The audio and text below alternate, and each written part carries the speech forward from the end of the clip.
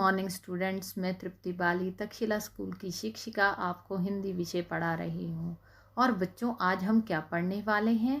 गद्य भाग का पाठ 3, ततारा वामीरो कथा। जिसे किसने लिखा है? जिसे लिखा है लीलाधर मंडलोई जी ने। यह कथा बच्चों एक द्वीप समूह पर आधारित है जिसका नाम है अंडमान निकोबार द्वीप समूह। उस द्वीप समूह पर क्या था? ईर्ष्या द्वेष की जो भावना थी वो अपनी जड़ें जमा चुकी थी बच्चों।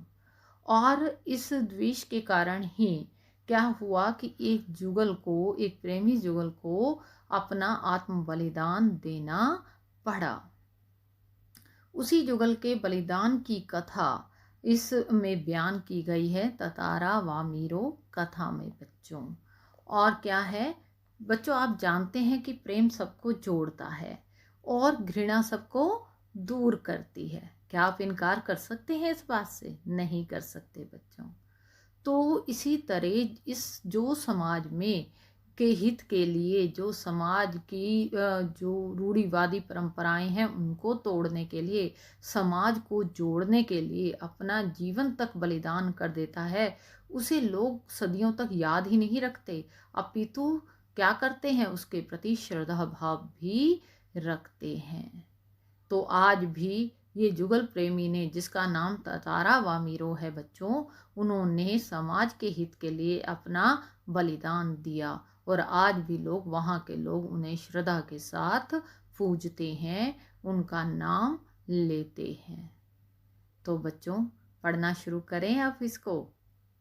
तैयार हैं आप? अंडमान द्वीप समूह का अंतिम दक्षिणी द्वीप है लिटिल अंडमान। यह पोर्ट ब्लेयर से लगभग 100 किलोमीटर दूर स्थित है बच्चों। इसके बाद निकोबार द्वीप समूह की श्रृंखला आरंभ होती है, जो निकोबारी जनजाति की आदिम संस्कृति के केंद्र हैं।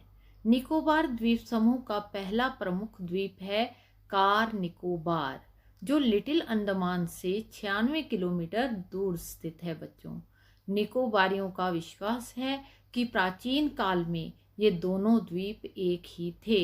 इनके विभक्त होने का, विभक्त का अर्थ होता है अलग अलग होने के, एक लोक कथा है जो लोगों में प्रचलित है, जो कहानी जो आज भी दोहराई जाती है। फिर से देखते हैं। अंडमान द्वीप समूह का अंतिम दक्षिणी द्वीप क्या नाम है उसका? लिटिल अंडमान। यह पोर्ट ब्लेयर से कितने किलोमीटर दूर है? 100 किलोमीटर दूर है। और कहते हैं निकोबारी जनजाति का आदिम संस्कृति का केंद्र भी कहा जाता है इसे, निकोबारी जनजाति का। और निकोबार द्वीप समूह का पहला प्रमुख द्वीप कौन सा है बच्चों? कार निकोबार। और जो लिटिल अंडमान से कितने किलोमीटर दूर है? 96 किलोमीटर। तो इनसे विभक्त होने की एक कथा है। क्या कथा है वो मैं अब आपको बताती हूँ। सदियों पूर्व जब लिटिल अंडमान और कार निकोबार बच्चों एक थे, आपस में जुड़े हुए थे, तब वहाँ एक सुंदर सा गांव था और पास में एक सुंदर और शक्तिशाली युवक रहा करता था। उसका नाम था ततारा। निकोबारी उसे बेहद प्रेम करते थे। ततारा एक नेक और मददगार व्यक्ति था, सदैव दूसरों की सहायता के लिए तत्पर रहता था। अपने गांव वालों की ही नहीं, अपितु समूचे समूचे मतलब समस्त द्वीपवासियों की सेवा करना अपना परम कर्तव्य समझता था।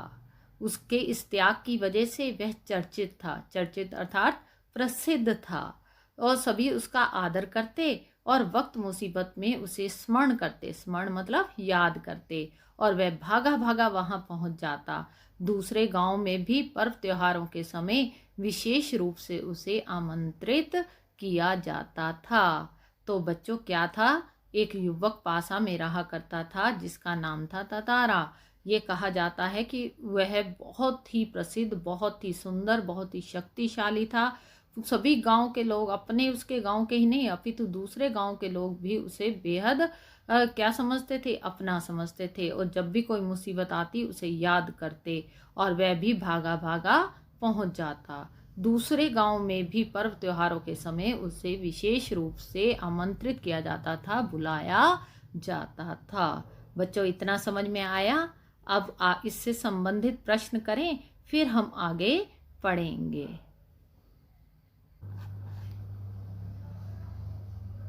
नए शब्द और शब्दार्थ उत्तर पुस्तिका में लिखिए। ये पहला प्रश्न है बच्चों।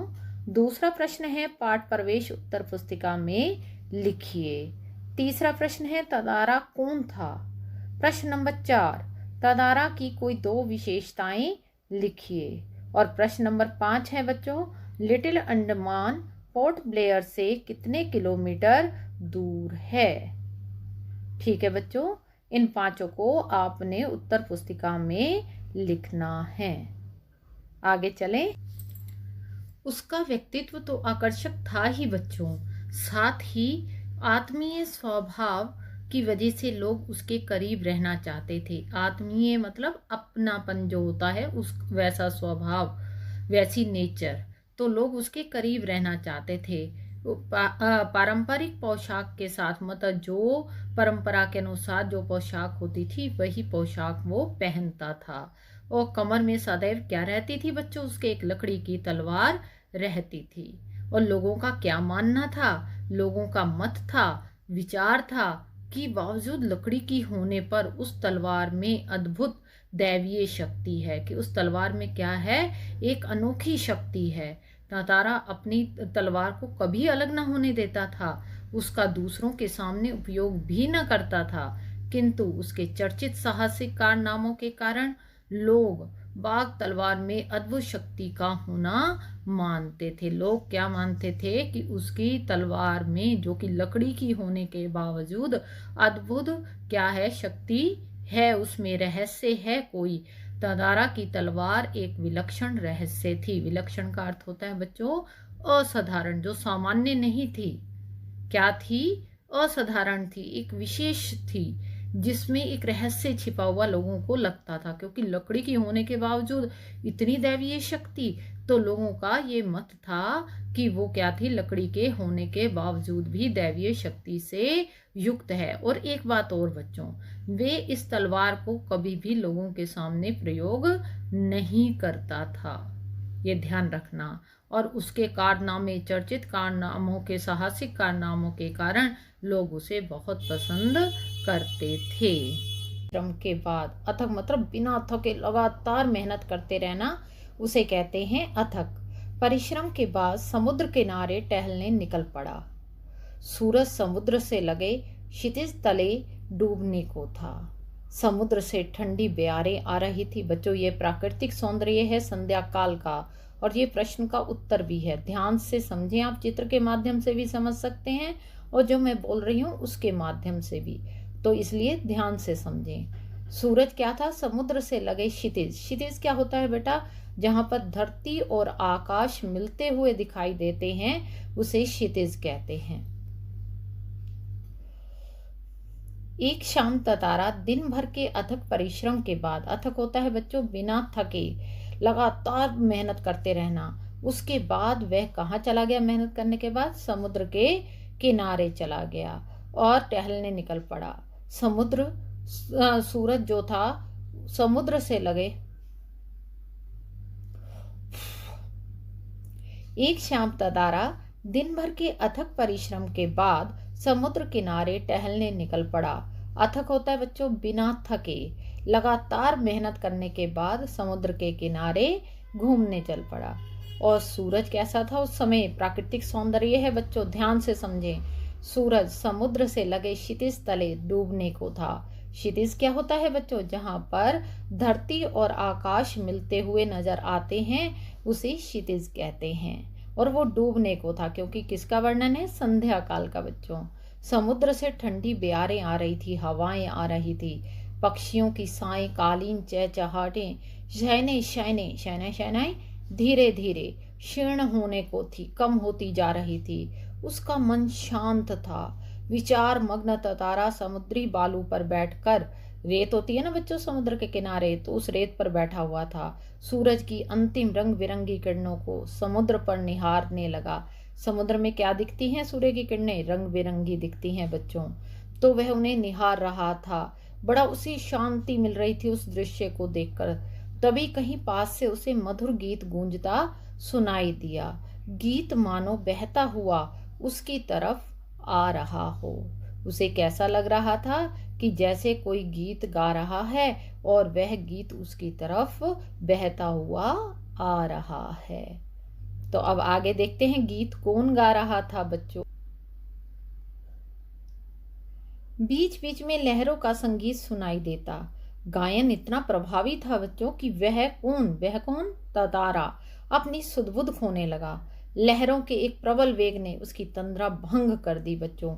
जो वो प्राकृतिक दृश्य में खोया हुआ था, समुद्र का प्राकृतिक सौंदर्य का आनंद ले रहा था, वो लग रहा था कि किसी ने उसमें उसको भंग कर दिया है।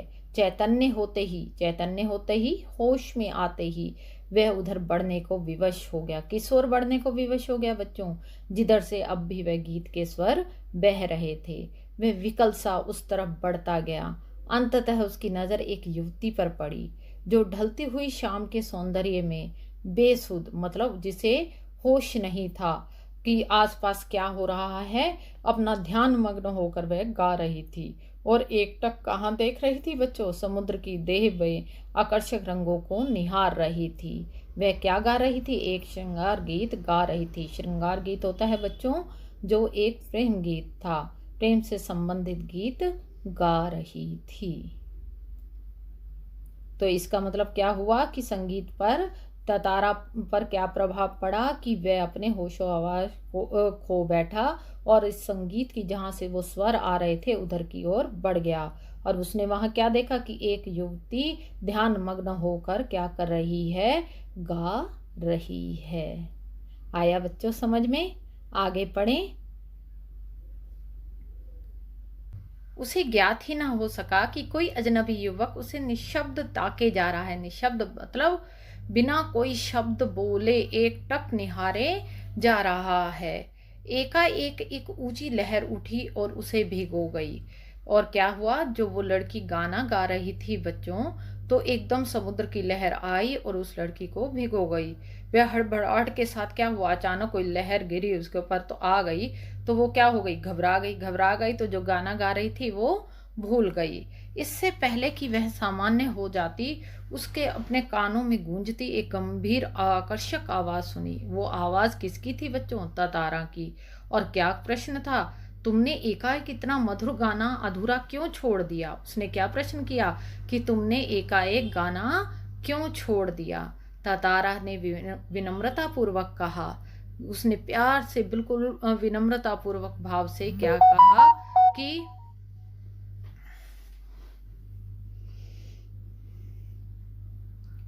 उसे ज्ञात ही ना हो सका बच्चों कि कोई अजनबी युवक उसे निशब्द ताके जा रहा है, बिना शब्द बोले एकटक निहारे जा रहा है। एकाएक ऊंची लहर उठी। वो समुद्र के किनारे जो बैठी हुई थी बच्चों, तो एक लहर उठी और उसे भिगो गई। वह हड़बड़ाहट के साथ, मतलब घबरा कर एकदम क्या हो गया? गाना भूल गई। इसके पहले कि वह सामान्य हो पाती, उसने अपने कानों में गूंजती गंभीर आकर्षक आवाज सुनी। उसके कानों में एक आवाज सुनाई दी। क्या सुनाई दी बच्चों? तुमने एकाएक इतना मधुर गाना अधूरा क्यों छोड़ दिया? ये प्रश्न किसने किया? तारा ने। उसने क्या प्रश्न किया बच्चों कि तुमने एकाएक ये मधुर गाना गाना क्यों छोड़ दिया? फिर कौन था ये तारा बच्चों? अपने सामने एक सुंदर युवक को देखकर वह विस्मित हुई। विस्मित मतलब हैरान हुई। उसके भीतर किसी कोमल भावना का संचार होने लगा, किंतु अपने को संयत कर उसने बेरुखी के साथ जवाब दिया। मतलब अपने आप को कंट्रोल करते हुए उसने क्या दिया? बड़े ही बेरुखी के साथ जवाब दिया। किसको दिया? तारा को। और क्या दिया बच्चों? ये हम पढ़ेंगे कल, ठीक है? आगे का जो पाठ का शेष भाग रह गया है अगली वीडियो क्लास में पढ़ेंगे। अब करेंगे जितना हमने पढ़ा है उससे संबंधित प्रश्न। तो तैयार रहें अगले प्रश्न के लिए। प्रश्न है 6। तारा की तलवार के विषय में लोगों की क्या धारणा थी? प्रश्न नंबर 6 क्या है बच्चों? तारा की तलवार के विषय में लोगों की क्या धारणा थी? और प्रश्न नंबर 7 क्या है? तारा समुद्र तट पर क्यों गया? कहाँ नहीं पूछा, मैंने क्या पूछा है? क्यों गया बच्चों? प्रश्न नंबर 8 है, गीत कौन गा रहा था? प्रश्न नंबर 9, ताताराम ने वामीरो से क्या प्रश्न किया। बच्चों, आपने ध्यान से इन प्रश्नों को करना है और जितना मैंने पढ़ाया है उसे अवश्य पढ़ें आप किताब में से, और उसके बाद ही इन प्रश्नों के उत्तर दें।